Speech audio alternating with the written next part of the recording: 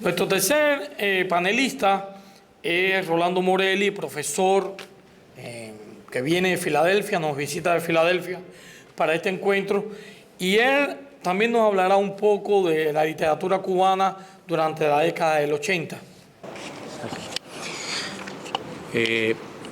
Lo primero es que quisiera, ya yo he comprado libros, pero no veo que toda la gente está comprando libros. Yo creo que aquí estamos primero que todo para comprarnos los libros unos a otros, así que por favor los invito a que hagan eso también, porque de lo contrario estamos mirándonos las caras sin ningún propósito, ¿no? Así es que Luis me encargó de que yo me ocupara de un periodo en el cual yo realmente no me considero especialista.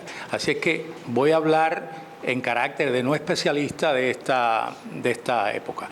Como profesor también considero que la división en etapas de cualquier literatura no es otra cosa que una cuestión metodológica, porque los autores no empiezan y acaban siempre de acuerdo con ciertas coordenadas convencionales, ¿no?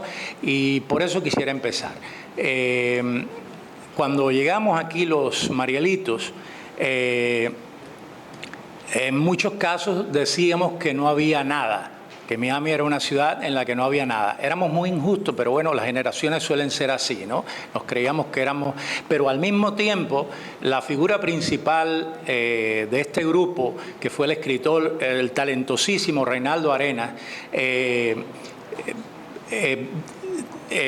no solo comenzó a gestar la revista Mariel, de la que Luis formó parte importantísima entre los editores, sino que dedicó varios números de esta revista justamente a resaltar figuras del exilio que eran ya conocidísimas, como Lidia Cabrera, Carlos Montenegro, quizás, seguramente no voy a mencionarlos todos, pero eran estas figuras importantísimas que habían caído en una especie de silencio y silenciamiento, ambas cosas.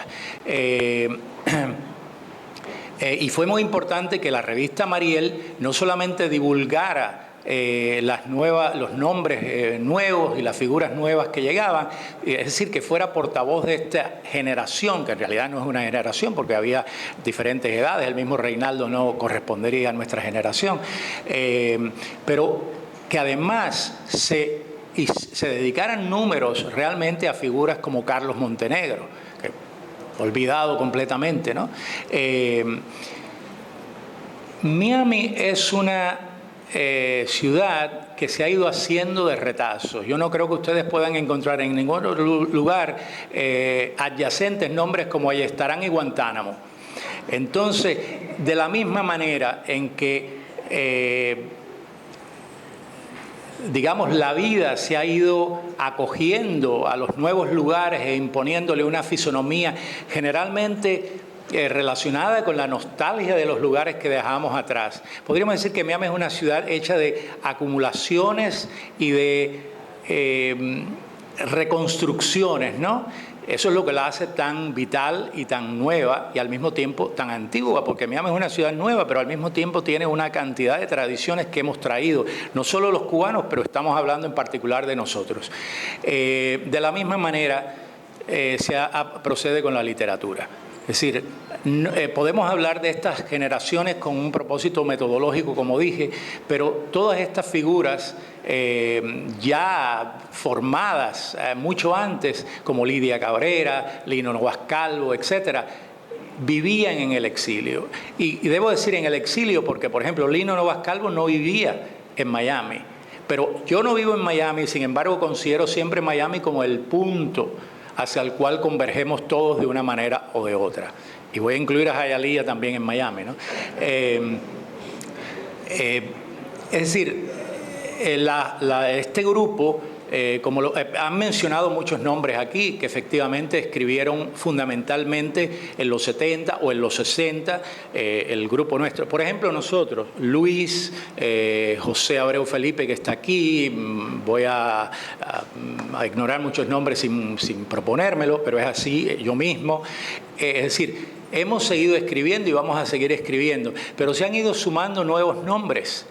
Y es justo también mencionar que la literatura no está hecha únicamente de ficción y que a los nombres de los poetas, importantísimos poetas como Orlando Rodríguez, que está por ahí, a los nombres de los poetas, de los narradores, etcétera, hay que añadir los nombres de otros escritores que no son precisamente escritores de ficción, historiadores como el que celebramos hoy precisamente aquí, Arroz, Leví Marrero, por ejemplo, extraordinario profesor, geógrafo, antropólogo, bueno, un hombre que ha creado una obra creo que son 30 y pico de volúmenes, ¿no? Y un dato curioso al respecto es que, por ejemplo, cuando en Cuba no se hablaba de Leví Marrero, en la Universidad Carolina de Praga, claro, los checos siempre fueron un poco especiales, no aún dentro de la órbita marxista, pero se mencionaba la obra de Leví Marrero. Y eso es muy, muy curioso, ¿no? En Cuba hoy día mucha gente no sabe siquiera quién es ese señor, ¿no? Es muy curioso, yo hablaba de acumulaciones, de manera que hemos ido componiendo, y este encuentro de hoy es evidencia de ello, hemos ido componiendo un mosaico, y ese mosaico es tanto generacional como regional, como, en fin, de experiencias, porque aquí han muerto también escritores marxistas que fueron encarcelados en Cuba por ser marxistas. Aquí han muerto, y han vivido y han muerto, o viven, escritores que fueron en algún momento adictos y adeptos al régimen, que terminaron aquí contándonos otra historia, es decir, y arrepintiéndose de lo que habían escrito. Son nombres borrados en Cuba y en algunos casos ninguneados por nosotros mismos, porque uno de nuestros problemas a veces, yo pienso, es que la experiencia de cada uno nos ha marcado de tal modo que si no es mi experiencia, no es tan importante. Y yo creo que ahí es parte del problema nuestro, ¿no? Yo, además de ser escritor, también codirijo con mi compañero, con Kerfin Dyson, una editorial, las ediciones La Gota de Agua.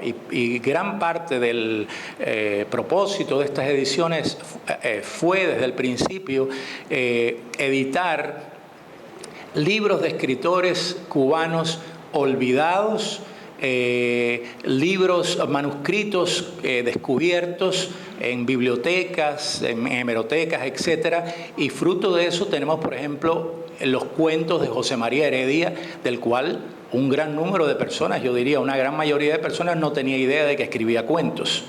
Y Heredia, ya para el año 1810, era un cuentista de índole romántica en español, lo cual quiere decir que las historias de la literatura que se escriben hablando, y se sigue insistiendo en El Matadero de Echeverría como el principio de la narrativa romántica en lengua española, bueno, los españoles tienen su propia versión, están mal, porque Heredia ya en 1810 publicaba en México periódicos, y de eso quiero hablar a continuación, del papel de los periódicos en la literatura. Ya Heredia publicaba estos cuentos y llegó incluso a escribir un tipo de género que eran como muy breves, eran como lo que hoy llamaríamos minicuentos, ¿no? O los cuentos esos extremadamente cortos, aforismos, etc. Hablando de los periódicos, no soy yo el primero en señalarlo, ha habido varios estudios que han señalado la importancia, especialmente en las Américas, en América Latina en particular, o lo que se llama América Latina, yo ese concepto no lo comparto, pero fue una invención francesa muy oportuna en el siglo XIX, y me parece que hemos seguido cayendo en eso, ¿no? ¿Qué cosa es América Latina? Bueno, pero en estos países, digamos, países que Martí llamó nuestros países, se produjo, y fue muy importante en muchos casos, en España también, la difusión de la literatura. Muchos de los escritores que luego llegarían a ser figuras conocidas empezaron escribiendo en periódicos. Y hay mucha literatura desperdigada por ahí, especialmente literatura cubana del siglo XIX y antes, en México, en la Biblioteca del Congreso de los Estados Unidos, en muchos lugares, en España, en la Biblioteca Nacional, en Francia, etc.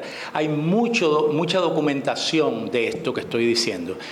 Es el caso, por ejemplo, también de muchos escritores que estarán presentes aquí, que no son figuras conocidas y a las que este evento evidentemente les da la oportunidad de presentar su obra. ¿Quién sabe quién de esas figuras desconocidas entre nosotros es realmente un gran escritor esperando que alguien lo descubra?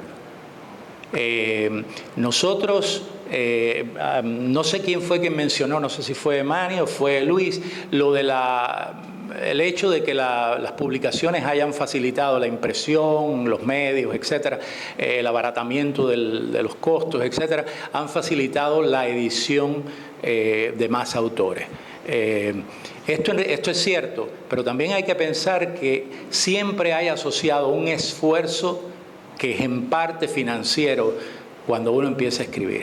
Porque esto del escritor descubierto por Lavalcels o por cualquier otro no es una cosa que sucede ni todos los días, ni siquiera siguiendo un criterio de beneficio económico. Es decir, hay muchos escritores excelentes que no son nunca descubiertos o lo son tarde, etcétera, etcétera, y el exilio es parte de esto.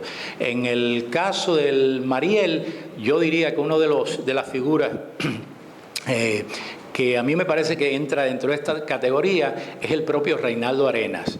Reinaldo Arenas empezó, ya venía con un nombre de Cuba, venía con una distinción como novelista fundamentalmente, y sus libros habían sido publicados incluso sin pagarle nada a él, pero por supuesto eran en Monte Ávila, en Caracas, por ejemplo, había hecho una fortuna con Celestino antes del alba, etc.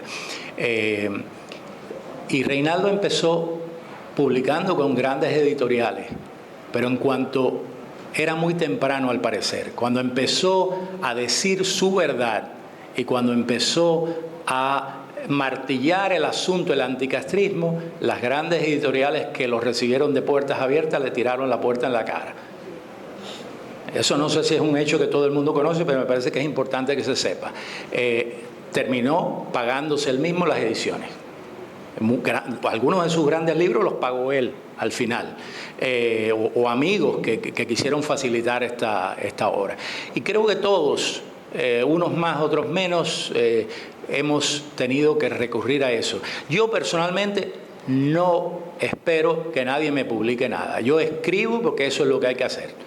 Escribir y, bueno, después ya viene la función de ver si uno publica. Pero los medios, por ejemplo, los blogs, las bitácoras, han sido, no solo para nuestra generación, sino para personas que de otras, de generaciones anteriores, han sido una magnífica oportunidad de publicar. Luis de la Paz, por ejemplo, tenía con alguien que era tú tenías un blog con otra persona. ¿Cuál?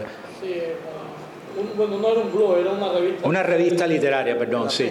Sí, entonces el ATG, que yo empecé publicando muchas cosas en el ATG gracias a Luis, que entonces no nos conocíamos, y así hay una serie de medios que también han facilitado esto. Así es que no es solamente la cuestión de los libros impresos, sino también de acceder a los medios de divulgación por otras vías. Yo creo, y voy a tratar de cerrar con esto, que mi generación en particular, o lo que se llama mi generación, la generación del Mariel, ha hecho un aporte considerable. Menciono, por ejemplo, también de paso a Carlos Victoria, un excelente narrador premiado innumerables veces, pero también al que se le cerraron muchas puertas. ¿Por qué? Porque era simplemente un exiliado cubano. Y Miami tiene un problema. Yo no vivo en Miami, pero vengo mucho aquí. Y ese problema me parece que es que a veces estamos también muy cerrados en pequeños grupos que no le abren las puertas a otros grupos, por H o por B o por lo que sea. Y yo creo que eso va en contra de nosotros. Por eso creo que la ocasión de este evento en particular ha sido no solo una gran idea, sino una gran oportunidad para que todos nos podamos reunir aquí e intercambiar estas ideas y discutir y hablar y compartir y permitirnos la oportunidad también de comprar los libros. Así es que no se olviden de comprar libros, por favor. Muchas gracias. Gracias, excelente labor comercial, Rolando. Yo quisiera hacer algunas observaciones como complemento a tu intervención, y es que a veces se habla como que el hecho de publicar en los libros y pagarlo, el autor, es algo denigrante, y no lo es. Es una realidad que hay que afrontar. Incluso en uno de los pasajes más importantes, la obra Aire Frío, de Virgilio Piñera, quizás una de las obras de teatro más importantes de la dramaturgia cubana, es la lucha de la hermana que quiere seguir cosiendo y buscando dinero para que su hermano pudiera publicar un libro de poesía. O sea que eso viene desde Cuba. Y también quería destacar e insistir en esto que me parece un detalle bien importante, y es algo muchas veces dicho, y es que la literatura cubana ha sido una literatura de exilio. Siempre ha sido una literatura de exilio, y sus mejores, casi sus mejores exponentes han estado o han vivido o han tenido que publicar en el exilio. Incluso lo que se considera la primera novela negrista del continente, que es la novela Francisco de Anselmo Suárez, se publicó en Nueva York. O sea que la literatura cubana ha tenido que arrastrar esa realidad. Yo quisiera, con el permiso de ustedes, mencionar algunos autores de los años 80 y un poco posterior que han dejado una huella y que yo creo que merecen ser mencionados. Aparte de los escritores de Mariel, como ya que se mencionó Rolando Morel, y mencionó algunos, entre ellos tú eres uno de ellos, está Roberto Valero, Luis Marcelino Gómez. Hay otros más jóvenes que publicaron después, como Mari Lauret, que publicó una novela Testimonio, o Manny López, que publicó un libro de poesía y después un libro de cuentos, y vino un niño de aquí, pero vino por el Mariel, y después se convirtió empezó a escribir. Otros autores que vinieron antes, un poco después de Mariel, que vale destacar con su obra, está René Ariza, Esteban Luis Cárdenas, Vicente Cherry, Guillermo Rosales, que ganó un premio Letras de Oro con una novela muy importante, Boarding Home. Quiero mencionar esa etapa del exilio a Albertini, José Albertini, a Eliseo Alberto, a Silvio Mancha, Marcia Morgado, Alejandro Mengol, a Alberto Padilla, a Héctor Santiago, a Zoe Valdés, que ha publicado en Francia, como Jacobo Machove y Eduardo Manet, William Navarrete, Ramón Alejandro. Son escritores que han vivido en Francia y han publicado allá, como en Alemania, Mir Valle y Manuel Aguilera han publicado, o en España tenemos a Manuel Herrera Saumel, a Carlos Suárez Radillo, Antonio José Ponte, Luis Manuel García, Abilio Esteves, etc. O sea que la literatura cubana, regada por el mundo, ha ido dejando en cada sitio una huella y convergen hoy de alguna manera, y este podría ser el punto, convergen aquí en este encuentro del libro cubano en el exilio.